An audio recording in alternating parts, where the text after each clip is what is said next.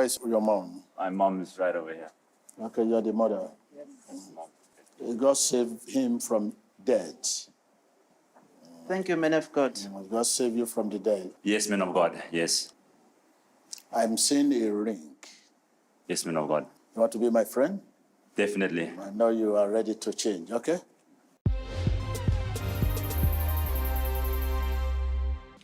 My name is Bernard Jr. Zaruka. The woman standing next to me is my lovely mother, Loida Zaruka, and we come from Namibia. I'd like to firstly thank God for delivering me, and I'd like to confirm the prophecy which you just watched on screen right now to be true. Prophet T.B. Joshua prophesied that God saved me from death, as well as that I received a ring which basically gave me evil spirits, and that he could see that I'm ready to change and I want to change, which is true. I come from a wealthy family, very wealthy family in Namibia, which is respected as well, with a lot of love. My parents love us a lot and give us a lot of good advice. I let all of that wealth and love get to my head and resulted in me becoming stubborn, complacent, not listening to them. And I basically just did what I wanted to do because I thought I had it all. It resulted in me becoming a thief. I stole money, a large sum of US dollars from my dad, and I used that money to go out, to party, to buy drugs, which basically include alcohol, cigarettes, weed, and cocaine. And I would go out with my friends, buy them whatever they wanted, be with a group of girls, and I'd basically just do what I want. My friends even ended up stealing money from me because I had so much, but I didn't care because I knew I could just get some more the next day. It affected my academics because I didn't pay attention to my studies because I was partying too much. My parents sent me to South Africa to study in university and in high school and primary school. And I basically I didn't focus on my studies because I didn't think I needed to study, because I got distracted by the drugs and by my so-called friends.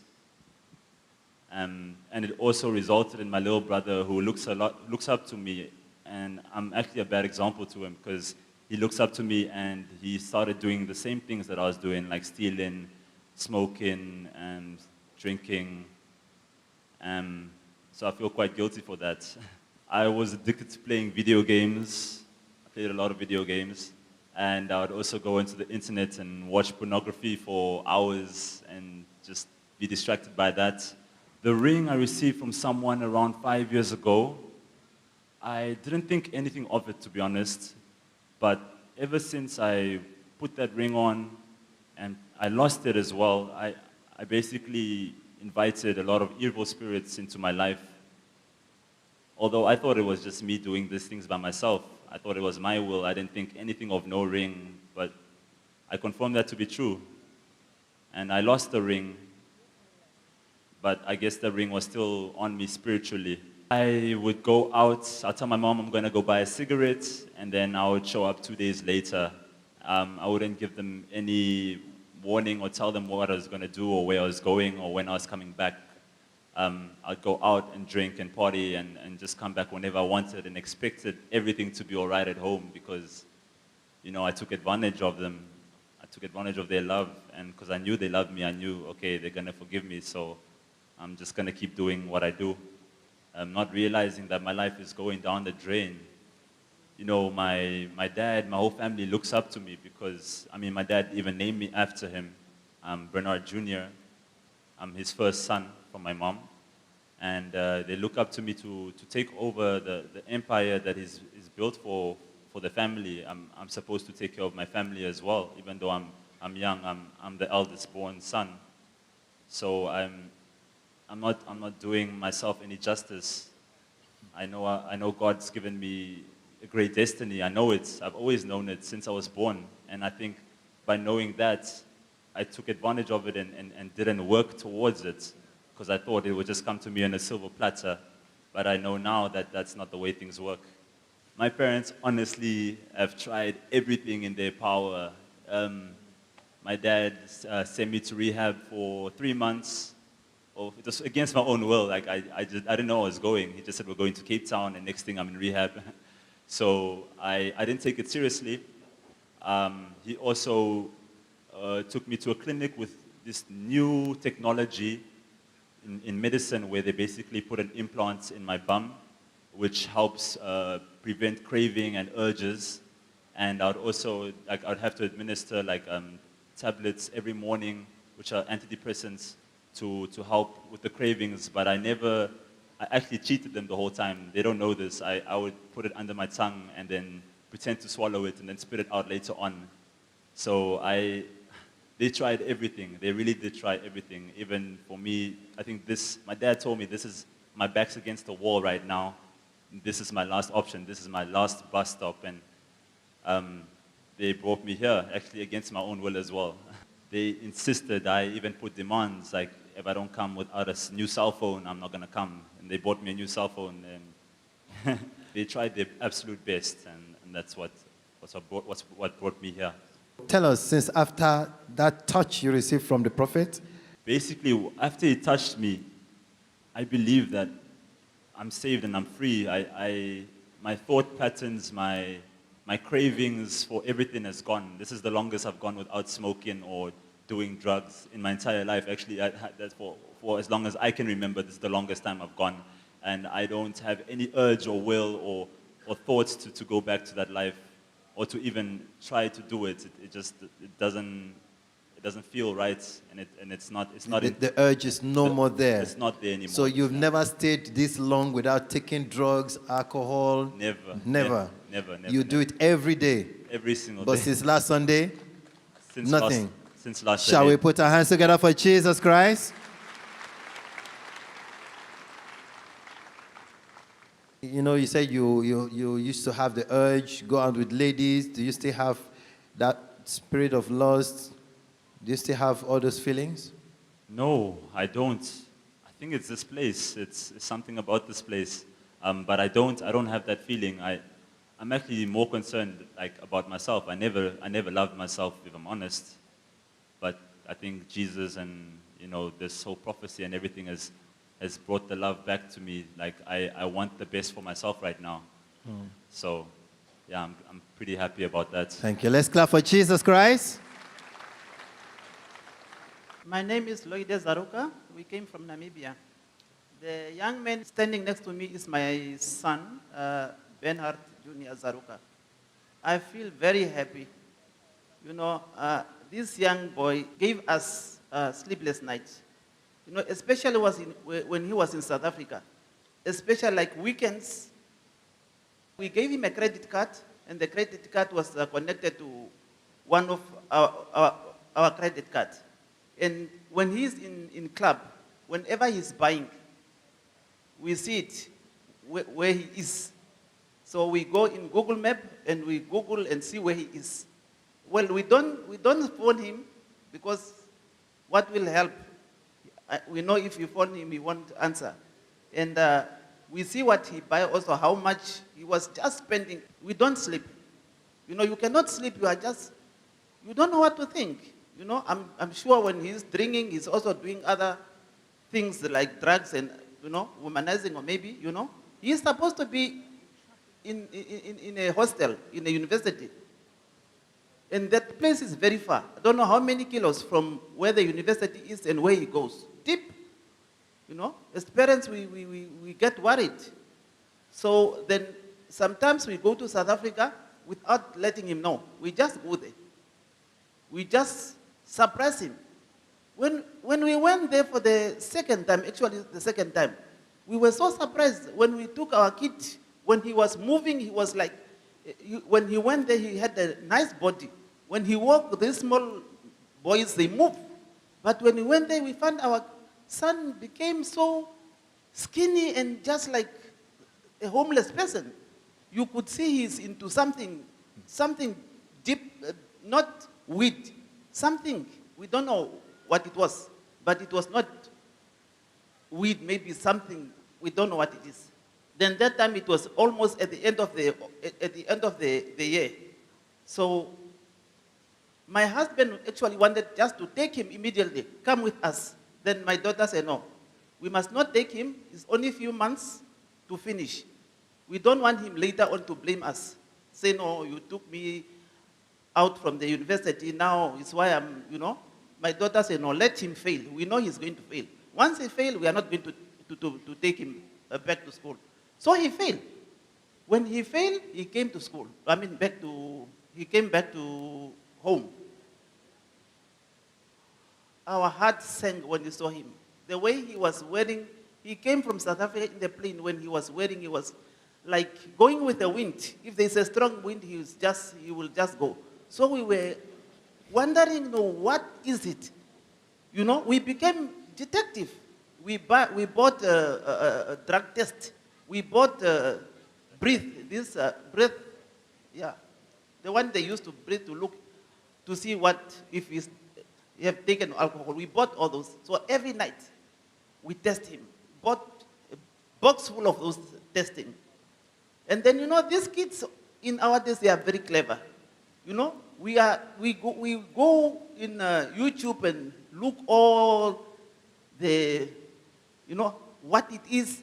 And they also go in YouTube and maybe go and see how can they hide. At the beginning when they go in the toilet, we let them go in the toilet to go and pee for the urine. And they become so clever. They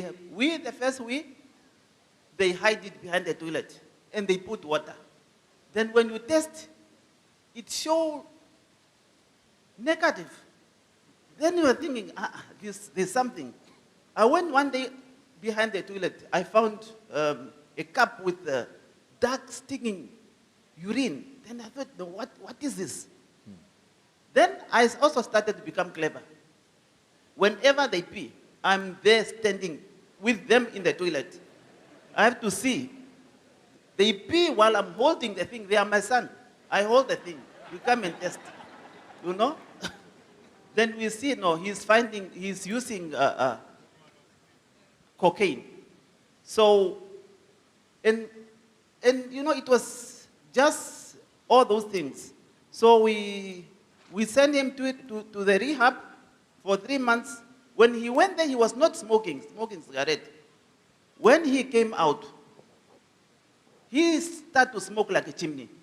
Smoking like a chimney. After being to the rehab? Yeah, after being to the rehab. Became worse? It became worse with a cigarette. He was not, when he went there, he was not smoking a cigarette. So and then, the other things he said, the implant, we thought this would help. But when we also went and realized, we read the side effect, it was not good because it had to do with his brain. So we stopped it. And then now we were thinking, what must we do with this son? And his young son, brother also started. He started also to drink and smoke weed. I was more heartbroken because, say, he's a big brother. He's supposed to look after his brother. And sometimes you find them smoking together behind the house. Every time they go out from the house, I also sneak and see what they are doing. When I come the night time, I see this smoke. When I come there, I say, no, we were just talking. I say, no, I know how weed smell like. These things make me very angry. So then my husband really wanted to throw him out from the house. I thought to myself, no, we must talk. We are just going to, if we throw him out from the house, he will just become worse. He's our son. We are parents. This is a test. As parents, this is a test. We must really just think of something. And then I started to watch Emmanuel TV. One of my friends came here, and he told me about this place. So I started to watch. I never knew that. Actually, I did not know what they do at here, at SCON. So I started to watch day and night. I sleep only two hours. I'm actually addicted to Emmanuel TV. So I watch day and night, even daytime I watch. Even my husband, he was complaining until he left me to watch Emmanuel TV. So I told my husband, and my husband agree. I think this is we must take him to Nigeria. And we were so happy when we told them. They did not like, they wanted to come to Nigeria, you know? I mean, it's the first time we want to come and see how Nigeria is. Since the man of God prophesied to him last Sunday and delivered him, can you tell us the changes you have noticed in the life of your son? He become more like lovable, like, you know, before he was like, we were always close, but when he started to use this substance, he started to come like, you know, his heart is like in bondage. He's not like open, you know? Like before we talk about anything. But I could see the result now when we came here. He's happy, we talk, we pray. Every night before we go and sleep, we pray, we read the books of Prophet T.B. Joshua, and we read the Bible. He read the Bible. He read the Bible. Shall we put our hands together for Jesus Christ? So all these are evidences that your boy is completely delivered. Yes, he's completely delivered. My advice to parents, you know, don't give up to your kids. I know some kids are violent, some are not, but we must not give up to our kids. We must bring your kids to Nigeria. Bring the kids to SCON. This is the only hope. This is the only hope. I mean, the side effect of this place is the best.